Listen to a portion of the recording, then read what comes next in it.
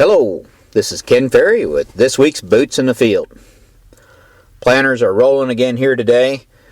Replanting continues, mainly filling in ponds, some of them for a second time, as we finish up the corn planting and the beans itself. If I'm to look at the stands that I've been walking through, I would say in general the last plantings that we did here are probably going to be our best stands as far as getting that corn up. This last stuff we planted got up in 5-6 days, kind of like what we'd want it to be. But things are finally starting to move along a little bit better. Today, most of the fields that I looked at that were stressed due to everything from crusting to herbicide to being sand blowed, they're kind of getting back on course. I saw a lot of new growth coming out of the whorls, meaning this corn is picking its head up and taking off again. And for the most part, everything I looked at today, we can go ahead now and apply our post herbicides. We're getting an inch to an inch and a half of new growth up out of that whorl, and it's now back to its regular metabolism rate. It can handle the sprays that we put on it. Now, if you get out there, and we saw some of this today too, if you get out there and there is no new growth from last week, you better put that part or that field on the replant list because it's not coming back. It should have had new growth, at least an inch to inch and a half from whatever damage was done to it. Looking at some of these plants that got wind blasted and soil blasted, the older leaves right now are kind of crispy and drying up, but the new growth looks pretty good itself. Now, in splitting those plants, you do notice that there's quite a bit of soil that did get down in the whorl in that dust storm on the 17th. There's nothing that we can do about that, but we do need to be prepared the fact that that's going to increase the amount of crazy top that we see this summer. Typically, crazy top is only in the areas that flood, where the corn goes underwater and soil gets down in the whorl. And then when the water leaves, we get a crazy top later in the season. You're going to see more crazy top this year in the fields that got sandblasted. A situation where they're just going to be more random crazy top than what we're used to. Nothing we can do about it, just trying to make you aware of it. This week kicks off officially the ugly corn week. Many fields are reaching that V4, 4 visible collars. At that point, between V4 and V5, the seed roots are starting to hand off to the true roots, or the true crown roots itself. If anything hampered the growth of the true roots, you're going to see the corn kind of step on the brake and show it. So you're going to see fields that were uniform coming into the end of this week, and next week you're going to see fields that kind of fall apart a little bit from from the road and from out in the field itself. So you're going to see some stresses that you didn't recognize before as that seed was running off of, or the plant was running off the seed starch itself. Now, the carb penalty, we've been watching for that in our nitrate testing itself, and it's kind of been a slow burn, meaning that we're not in a heavy carbon penalty yet, and actually that won't happen until we get these minimum temperatures above 60 degrees. So potentially we could start to see that. It's showing up a little bit, but once we get to 65 degree soils and hold 60 degree temperatures a night, then the carbon penalty kicks in pretty hard and you'll start to see your nitrogen program show up in itself.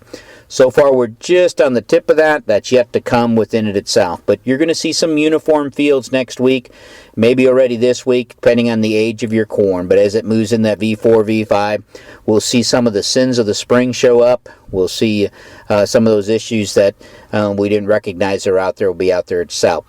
Hopefully it's just a short little hiccup and the corn's back off and running itself. If it staggers too much, just give us a shout and we'll have to come and take a look at it. But kind of preparing you for that.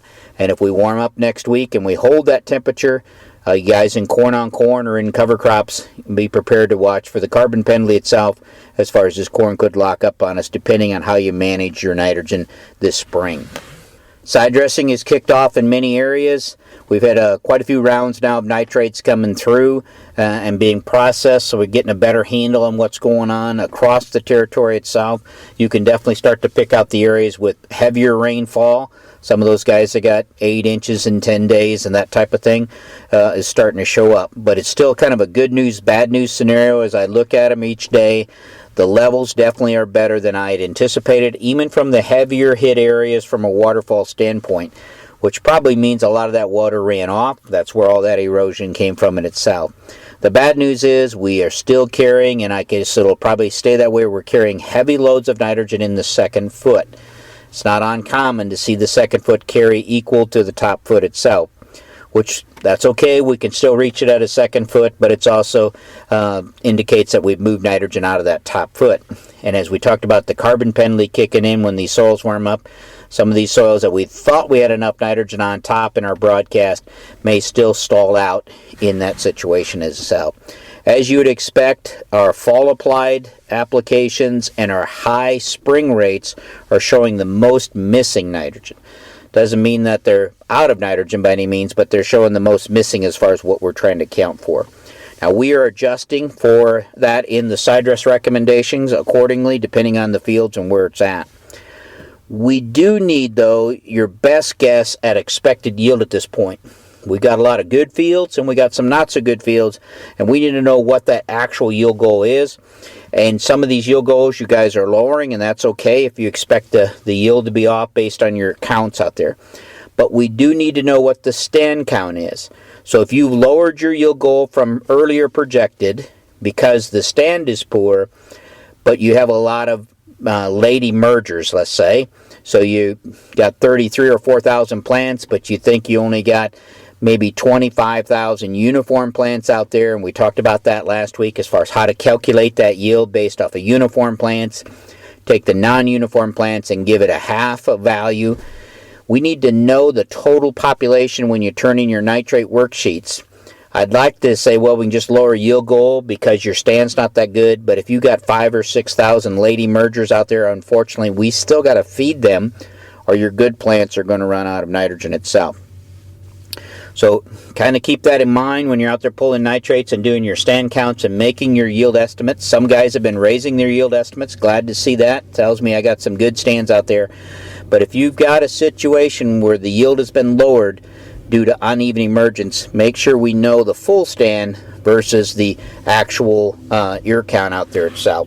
We are getting a number of guys pulling nitrates for the first time ever, and want to welcome you guys aboard on an effort to better manage your nitrogen program. It's good to see more and more guys pulling nitrates, taking responsibility for what N rates we got out there. I'm going to tell you, though, that please call the office first and get instructions on the proper way to do it and to fill out the paperwork. Katie will walk you through the process and get you set up so we got good samples coming in. Nitrates are like a lot of other things, junk in, junk out. So if we just kind of wander around pulling samples and we don't know the procedure in it, it makes it tough to make the good recommendation off of it. So take your time. And we've got instructions we can mail to you, email to you, and she can walk you through it over the phone. But let's get them pulled right itself. Plan to pull your samples for your new guys. You're going to be pulling those samples about a week ahead of side dressing. So it gives us some time to get your maps made, get things turned around, and we can react to it itself. So a situation where we need a little time to get it through the lab itself. If you plan to hold some of your side dress nitrogen back for a later Y drop application, we need to know that too, so we can adjust that in what type of rates we're going to do for the first go around itself. The teams are running hard at the summer soil testing, and we got a number of them running wherever we can find dry soil and keep them going. If you haven't ordered your summer testing, please now take time to get that in. It's a lot more efficient for us to clean up your acres when we're in the area itself versus have to go back and catch the straggling fields.